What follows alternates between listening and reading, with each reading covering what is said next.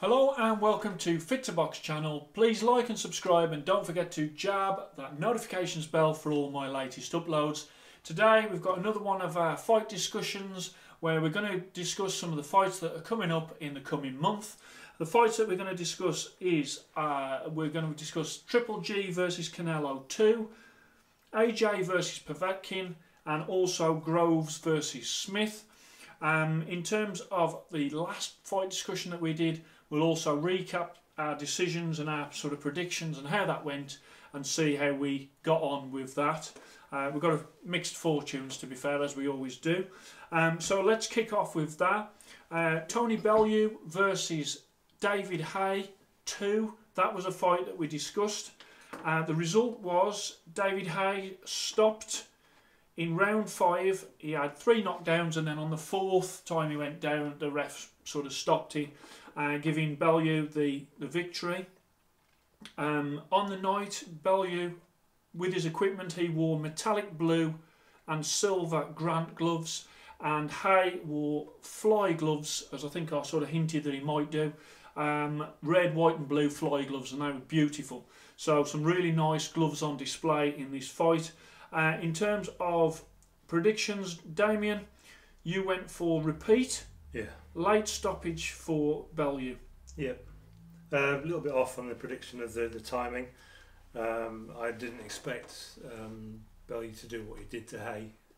I think really it's perhaps what I kind of thought was going to happen, and was probably more hoping than thinking, but I think I didn't expect it to go that bad. I thought Haye still would sort of pull one out the bag. The quickness, the sharpness would be there, the reflexes, the power. If we get a little bit of a sort of a rewind, and he wore his sort of old-fashioned shorts of yesteryear, and you thought this is, you know, he's kind of revitalised, and he just got smashed, in fairness. Yeah. And it's a sad way to see him go, because obviously since then he announced his retirement. Yeah. But it's kind of the way I thought it would go, but I didn't expect it to be that disastrous. Yeah, but you got the result right. Yeah. Alex, you said Haye late round KO. I did, yeah. I mean, I was quite shocked actually by the result. I really did think that Haye would win. I mean, I've always thought that Haye's a really sort of good quality boxer, a great technician. Yeah. But I think age has maybe sort of caught up with him a little bit too much, and Bellew just outboxed him, didn't he, completely? Yeah. He looked slick as well. I thought Tony Bellew did. I think he looked really good. I went for Haye by KO before round 6, so I was really hanging on to that one more Haye great night, and it's just not in him. No. It's gone. It's probably gone a few years ago, but I think David Haye, for me, he's been doing these fights because he needs the money. He's great at selling fights, but I think he knew that it wasn't there. I think he knew that it wasn't there in the first fight. I think he knew it wasn't there in the second fight. But he's almost become like a snake oil salesman, in that he can make you believe. And I think you said in the last one how much you used to like David Haye, Damien. Yeah, 10 years back, I followed his career so close, and it was just that since the sort of the Klitschko loss, just admit that you just lost to the guy, and what you thought you were going to do didn't happen, and it was technically you couldn't get near him, or you were too afraid to commit because of his power coming back at you, and then he just like make a little bit of an excuse, or it was my toe and I couldn't leap forward, and didn't just say that. And I think the last few fights, excuse the pun, but he took it on the chin. He took the defeat and said I just wasn't good enough. Whereas before there was always something. It wasn't really my fault. It was this and this, and people just turned against him. And you know, But he's retired. I'm glad he's retired. Well, he probably will try and come back. Yeah, maybe. But for me, he's going into the category of Audley Harrison, who can talk and sell a fight, and then ultimately do nothing. And I think my patience has now sort of wore very thin. And if he was to announce that he was coming back again, I don't know whether or not I'd even believe. And I did even to this last fight, I did believe, but I was totally wrong. So fair play to Tony Bellew. Did what he had to do, but I think a peak David Haye versus a peak Tony Bellew, David Haye would have smashed him to bits. But we never got to see that fight. No. next one, Lomachenko versus Linares. Damien, you went for Lomachenko on points. Yep, bit off. Actual results, Lomachenko, he came off the canvas actually, didn't he? He was knocked down with a flash straight right. Yeah, good shot as well. So all those orthodox fighters out there against the southpaws, straight right's always been a great shot against the southpaw, and it was proved against the best southpaw on the planet that a straight right is brilliant. So there you go, a little tip there. In terms of the result though, it was 10th round, body shot stopped Linares, beautiful body shot actually. And all the way through, I thought Lomachenko, his head and body combinations, his lefts, his rights, his angles, just the whole thing was just sublime. The guy is an absolute genius. So you got the right result in terms of the fact that Lomachenko won, Damien. Yeah.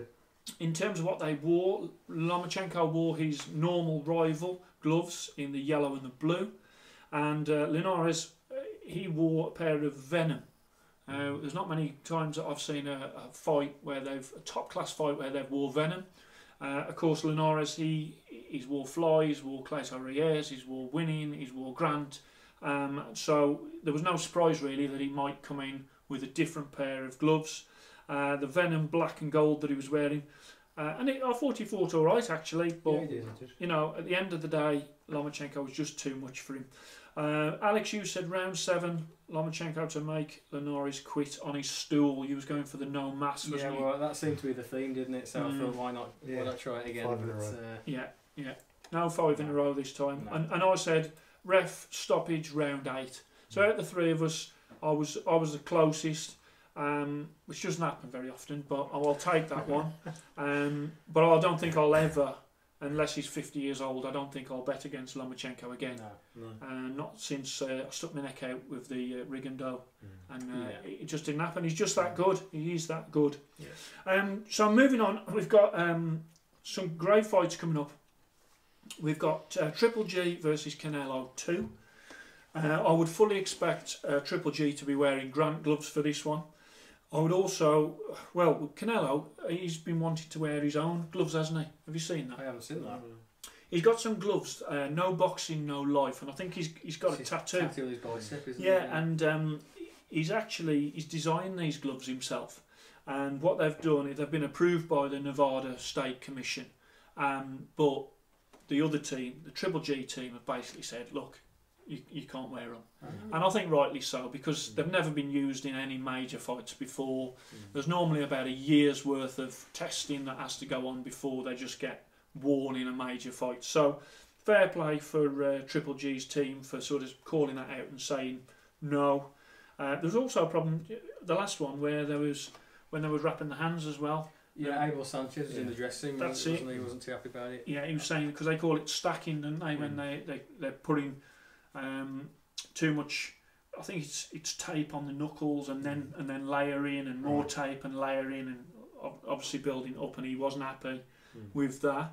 And then obviously they're trying to use these gloves as well. And to add to that, obviously you've got the drugs ban. The Klengate. Yeah, the dodgy meat. Yeah. I mean, if you've seen Canelo in this camp compared to the size of him in the last camp, there's quite a bit going around about that and the different size of him. He looks in great shape now. He looks really good. Still looks in great shape. He's obviously training hard. Well, it makes you think whether he's decided to go as sort of slim as he has for sort of endurance purposes, or he stopped eating. Yeah, or that exactly. Yeah, Mexican. Well, perhaps he tried that one tactic. I think Alvarez is probably would be the best of his era or that generation, because we thought that, and then Mayweather showed him up. Then Mayweather stepped aside, so then it was really him. So I think Alvarez has been looking for this sort of, to get on this kind of pinnacle of saying, well, he's the man, but there's always been someone there. And at the moment, it's Triple G. Yeah. And I think in the first fight, he's tried the tactic of, I'll out-muscle the muscle and be as big and be as powerful, and he realised that's not happening. No. So this time, he's maybe taking let's flip back in time, Sugar Ray Leonard, Marvin Hagler. You can't out-Hagler. So instead, you Sugar Ray Leonard, you speed, you blur, you end of the round, you come on quick, you impress the judges, get certain things, and that's a controversial fight. Maybe this time that's his tactic, not to try and out-muscle the muscle. Yeah. He's gonna just work and keep the man away, and if he can't get to him, he can't hit him. Yeah. Good footwork, stick and move. Maybe that's the way to go. See, I'm just not sure about the whole stick and move thing, because like you've had top quality boxers try and stick and move, like Willie Monroe tried to stick and he just walks you down. Trouble. He just swallows. It's like a black hole. Yeah, it really is, isn't it? You can't get away. I think it has to be like volume for Canelo and just try and win on points with the sort of the volume of the shots and the amount of them. And more shots that count than the actual effect. Yeah, I think so. Keep busy. Maybe, yeah. In the first fight, I thought it was really interesting the way that they were almost looking 2 and 3 moves ahead. Yeah. You know, it wasn't just like countering the counter, it was the counter that was coming back and the counter that was coming back after that. It was a really technical fight from both of them, superb skills. For this fight, I would, if he can't wear his own gloves, I think Canelo may wear Grant or even Everlast. That's my sort of pick. He's wore those in the past. My prediction for this fight is Triple G to stop Canelo, round 11. I don't think he's going to want to leave it to the judges after the first fight with Adelaide Bird. I don't think she's going to be judging. I think she filled out a card before the fight, the last one. I think she did, didn't she? Oscar De La Hoya must have had a little chat with her. Before you know it. Allegedly. Yeah, allegedly. 118, 110 or 100. Yeah. It was ridiculous, absolutely ridiculous. So I think Triple G stalks him down. I think it'll be a great fight, but ultimately I think Triple G will want to not leave it in the hands of any judges. No. What about you, Damien? I could call it 3 ways. We're not calling it 3 ways. No. We're calling it one way. I could, but okay. We could be here all night. We could be here all night, but that's the trouble, because I could see from how they look in the camps this time round. I could say it's going to be an Alvarez on points, because he's going to stay away and do enough to get the sort of volume up. But like with Lomachenko, you dare write him off. The same with Triple G. You dare write him off.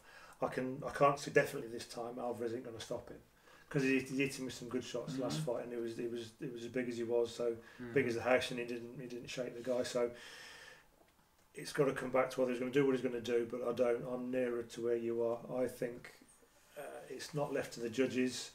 It's Triple G by a stoppage. Round 7, even quicker. He's going to put it on him. He's going to put it on him. It'd be like an Amir Khan fight. Right, okay. Khan up to the point where he got knocked out. Looked all right. Technically, he was sound, good boxing skills, nice and fast, nice and slick, holding his own, and then whoops. Yeah.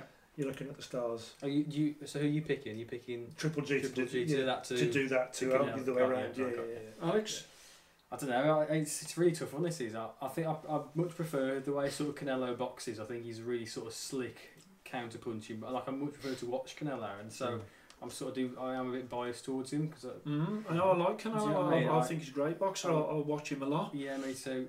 But I think that just the way Triple G cuts the ring off. I think if he starts doing that from round 1 all the way through round 12. And just puts the pressure on, just like at some point, he's going to close him in, and Alvarez has got to take it. Yeah, and I think Canelo's got a great chin, but I just like the way Golovkin throws the jab. He throws the jab and just scores points, and then it's just accumulative, isn't it? And then if he does that for the whole, I just can't see Canelo defending it the whole fight. No. So I'd probably say, similar to be fair, I'd probably say Golovkin maybe round 12 TKO or something. Yeah. Go for that. We're all in agreement, really. 7, 11, 12. Yeah, we're all in agreement. Triple G to win this one. I think he won the first one, but obviously was robbed really in that draw. Obviously, the one judge was absolutely way off. I don't know what's happened since then, but that was just a disgrace. And there's been a few sort of... Didn't one of the judges give it a draw or against Mayweather? And Mayweather totally beat Canelo quite easily, and he's still got a split decision. Yeah. So there's been sort of quite a few where the decisions have not been great when Canelo's been sort of involved. When he fought Cotto, do you remember that fight? That was a really close fight, and I thought Cotto might have beat Canelo, but obviously Canelo gets a decision, doesn't he? Generally? Yeah. So in terms of that fight, I think it'll be a great fight. I'm really looking forward to it. There is part of me that doesn't want Canelo to win because of the drugs thing. You know, is it bad for boxing if he does win? So there is a little bit of that in it for me as well. Although I've always liked Triple G, I just think he's a beast. So he is. I mean, for me, it's always I got side with the guy who's sort of the most skillful. I just feel like Canelo's the most skillful. But I do see what you're saying. Like it doesn't look good, does it, on the sport? The way Canelo sort of behaved as well after it all came out. You know, he was quite sort of. He wasn't great about it, was he? No, it exposes the sort of darker side of boxing and the politics that gets involved if you don't leave it to your own hands and it goes beyond. As you're saying, they're just a little going back to the Floyd Mayweather Alvarez fight. Floyd Mayweather's points being first was 117, 111, 116, 112, and then a 114, 114. Yeah, and that's just ridiculous. Oh, he completely out of box. So absolutely how ridiculous. This Judge Ross there scored that as a draw. Yeah. So that's totally wrong. Totally wrong. That's the part of the other side of boxing where you're thinking, you know, who's really watching this fight? Who's interested that they got at hand when they're given a score like that? Yeah. On a fight like that, where the guy landed 3 or 4 meaningful punches the whole 12 rounds. Might have been a few more than that. Well, Mayweather did school him though. Yeah, he did. He absolutely did. There was no way it was a draw. No. Second fight that we're going to talk about that is coming up is Anthony Joshua versus Povetkin. Anthony Joshua, he will probably be wearing his rival gloves, I would have thought. Povetkin, he has worn in the past rival, and he's also wore Everlast. I've saw some pictures of Povetkin after he sparred Daniel Dubois. How I saw that. It looks like he's been bashed to pieces. Yeah. But we'll see. How do you see this one, Damien? It's another one. Unfortunately, it's all she wrote. I think it's already.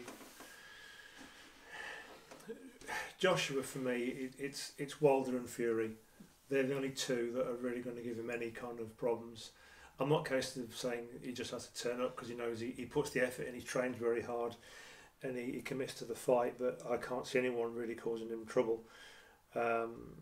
Obviously, David Price is a similar size, maybe slightly bigger than Joshua, so we know what Povetkin can do if you hang your chin out or you get caught, but Joshua's not that way inclined, so it's Joshua's to lose if he wants to play silly beggars. And I think when he fought Takam, I got the feeling he was trying to take Takam at his own game rather than do his own fight. He wanted to sort of squat down and have a bit of a sort of a Holyfield-esque kind of a rough up, and that's not his kind of stature or style to really get involved in that fight in that way. So incidentally, Povetkin fought Takam, and that was a hell of a fight. That was a real good punch up and very similar style. So I think it's same again. It's another kind of a Takam sort of style opponent.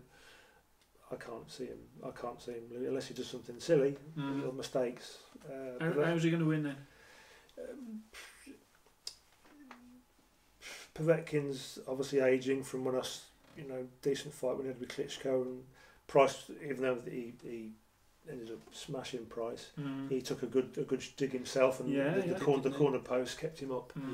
So he's vulnerable, and I think Joshua stops him between 6 and 8. Okay. Stop pitch. Alex?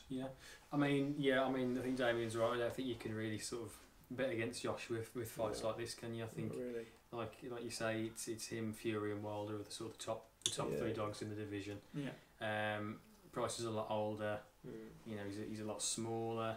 He hasn't got the power of Joshua. Povetkin. Did you say Price? Who did I say? Price. You said Price. Yeah, Povetkin then. Yeah, Povetkin. Yeah, sorry, mate. Come on, Alex. Sorry. But I don't think Povetkin's got the power to hurt Joshua either. And I just think it'll be a landslide, to be fair.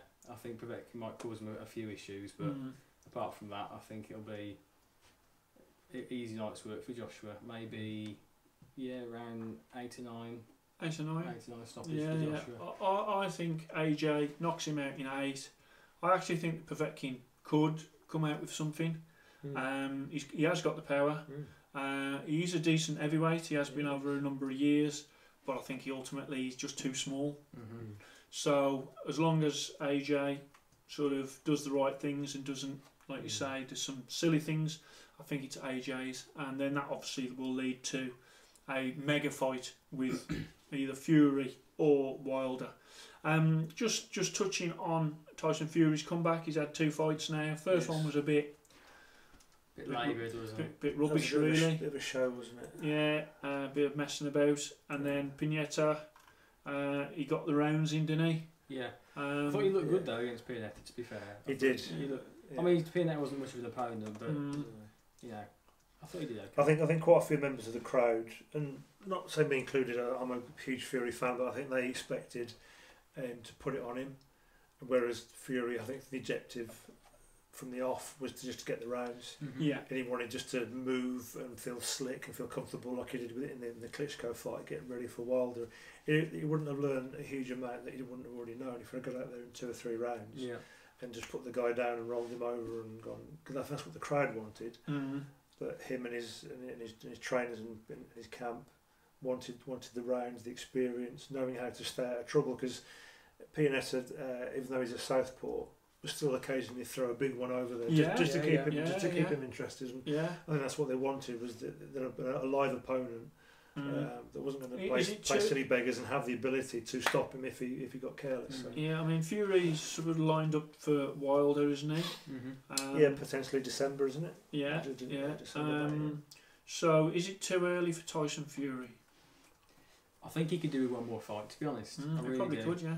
I reckon if he had the choice, he'd probably have that one more fight as well. But as it happens, the opportunities come now, isn't it? So. Yeah. Well, he's trying to jump over AJ, isn't he? Because it was all AJ Wilder. They were all talking. It was going to be them. He stole the thunder. And while they were messing about, Tyson Fury leapfrogged over Joshua. It's a bit frustrating anyway, because you'd want Joshua to fight Wilder and Fury, but it seems now that they're going to sort of fight it off to see who fights him, really. So it's a bit unfortunate, really. So AJ v Wilder, why didn't that happen? Who do you think? Where's the blockage there? Because I listened to both of them, and they're both very convincing. I'm really quite unsure as to why it hasn't happened.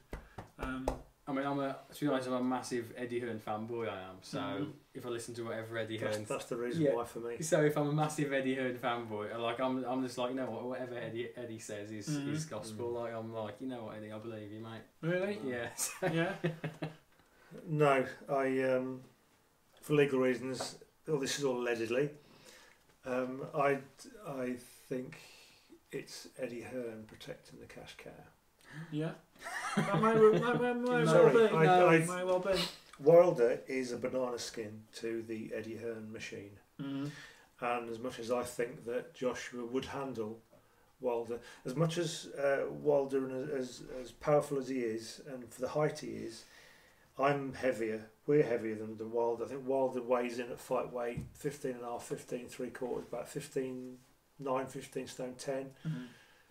Joshua and Fury are coming in at 18.5 stone. They're another 2.5 to 3. They're bigger men. Yeah. And when that kind of weight leans in you and is bashing you around, it takes its toll. I think as much as Wilder has that banana skin, that big looping hand, he has the power to stop either of those guys. I think 8 times out of 10, 7, 8 times out of 10, Joshua and Fury both beat Wilder quite convincingly. I think that the real match-off is the Fury. Why would AJ avoid him then? Because, as I said, it's the Eddie Hearn cash cow. He wants to protect. He wants to keep Joshua at number 1 for as long as he can keep Joshua at number 1. And if that means a little bit of politics, a little bit of sidestepping, we'll take this guy, a former title holder or but he could beat Wilder and then just carry on defences, couldn't he? But there's too much risk when he's got 3 belts or however many belts he holds, the 3 major belts, and Wilder's got the 1. Yeah. He's got the bigger portion of the pie. The WBC belt. WBC is the real one that goes back to the start, and then obviously what this ghost title is, but what Fury holds, the lineal. He's the man that beat the man that beat the man. So because Fury's belts were taken off him, he didn't lose them. He's still, in my view, I've always been, like you say, you're an Eddie Hearn fanboy. I'm a Tyson Fury fanboy. Until he's stopped, you can argue all you want, and blah, blah, blah, until it happens and he's on the deck and someone's put the man down. Then he's still the one to beat. He's still that lineal guy. So I think Joshua is just being shielded, and he's letting basically Wilder and Fury destroy each other, and then Joshua goes after the scraps. I thought prior to Fury's last fight, I thought that Fury would beat Wilder, but I watched it, and he can be hit, even though he pretends that he's Sugar Ray Leonard. Of course he can. He can be hit, he can be knocked down, and I think that Wilder will be too powerful for him. I think he'll catch him with one of them wild swings, and I think that's Fury done. Yeah. And then I think that's Wilder forces Wilder versus AJ. Yeah, I think it really does. My opinion is you can't avoid it then. I think that's the thing now with this Fury and Wilder. Whoever wins that, it has to be Joshua next. Yeah. You can't avoid it. It has to be, definitely. So that's why I think Eddie Hearn a little bit has palmed that off and let them contest, and then whatever's left of either of those guys, then he'll clean up. Yeah, I don't think either was expecting Wilder to fight Fury though. I think they was thinking that Wilder was going to take another sort of easy defence. I don't think they thought that Fury was going to leapfrog him the way that he has, and he's really took he's took all the wind out of their sails by doing that. Because he's basically said, "Look, we've just agreed to fight. That's it. It was that easy." After weeks and weeks of coming and going between AJ and Wilder, AJ, and each of them saying, "You know, you want the fight," and nobody really admitting where the blockage was. Rumor has it, allegedly, that Joshua has basically foregone an $80 million, which is probably 65 to 70 million pound deal from Wilder, because I think he was promised the initial fight was $50 million with Wilder, but in that contract was built in a rematch clause that if he lost to Wilder, he'd be guaranteed another $30 million for that rematch. So he's definitely getting $50 million. If he loses, he has another pop. Guaranteed at least another 30 million. No.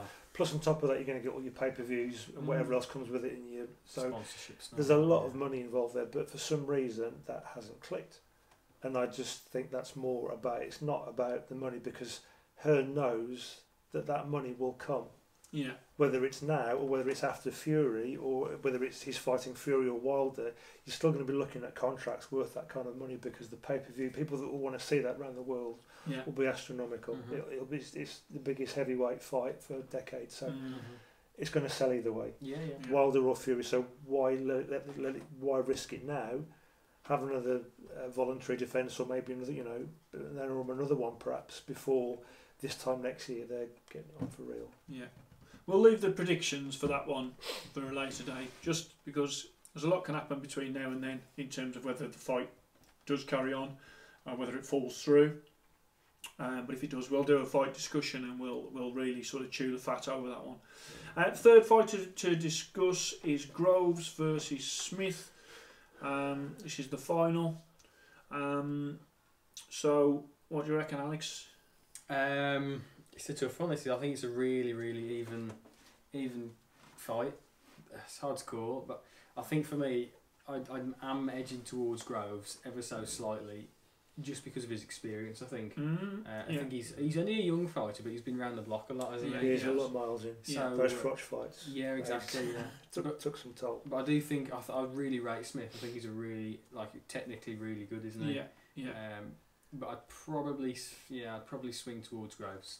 Okay, Groves, what round or points? I think points. Points for Groves. Points, Damien? It's interesting because I think before we started this video rolling, we had a little bit of a chat, and I was quite surprised to hear Alex's view on that, because for me it's Groves by a mile. And I think what's caused that more than anything was the last fight with Eubank, where I thought it would be closer, and Eubanks Jr. would have more of a control, more of a say in dictating the pace. The way Groves boxed and controlled him and sort of powered him at times as well really impressed me as his age. I mean, he took a nasty shoulder injury in the last round of that fight, so hopefully that is all gone and that doesn't affect him in this fight at any point. But what he showed in that fight changed my view of how we'd do in this fight. Okay. I think it's easy. So you're both going Groves? Yeah, I know. Well, I think you am going you think Groves, it's closer. I think it's I mean, I think with your point about Eubank, I think it's more of a case with that fight for me. It was more of a case of him. It's more exposed Eubank for what he really is, as opposed to seeing Groves how being better good than- Groves yeah, okay. is. I still think Groves is excellent, Yeah. and that's why I think Yeah. he'll win. But I just think it'll be a tight contest. Okay. Right, no, so you're saying points for Groves. Yeah. Groves stops him by 5. Really? I think he's going to smash him. Really? I think he's absolutely going to Bold, smash him. bold. Very It is bold, but No, I'm we like going that. to. We like I bold. was bold with Golovkin. Mm. I think he's going to smash him, Yeah. and I think the same for Groves. Yeah. He's going to smash him. Mm. Same for Josh. He's going Yeah. to smash him. Oh. Everything's smashed. Okay, I'm gonna go Smith. Oh. I'm gonna go Smith. I think that the injury, he hadn't had time to Oh, the to shoulder recover from the thing. shoulder injury. Yeah. I don't think he would choose to have this fight at this time No. if it was his choice. I think he is a bit early. Mm. I really do like Groves, but is that that's a major injury that he's had, Mm. and Smith's fresh, man. He's young, he's fresh, he's tall, he's long, he's a good boxer. He's Well, very tall for his weight. Yeah, He's I'm a gonna Big- go. big fella. I'm gonna go Smith on points. Okay. I'll go for that Yeah. because I do like Groves. I think he impressed against Eubank Jr. But as a nasty injury that he picked up at the end, and you know, what about if that goes again? Then we could have Smith Yeah, yeah. right there. Mhm. And Smith's very highly rated by a lot of people. Yeah, I think he's right. I do. Yeah. So, really enjoyed that fight discussion. Thank you to Damien and Alex for their input, as always. Please like and subscribe to Fit to Box channel, and I shall speak to you soon.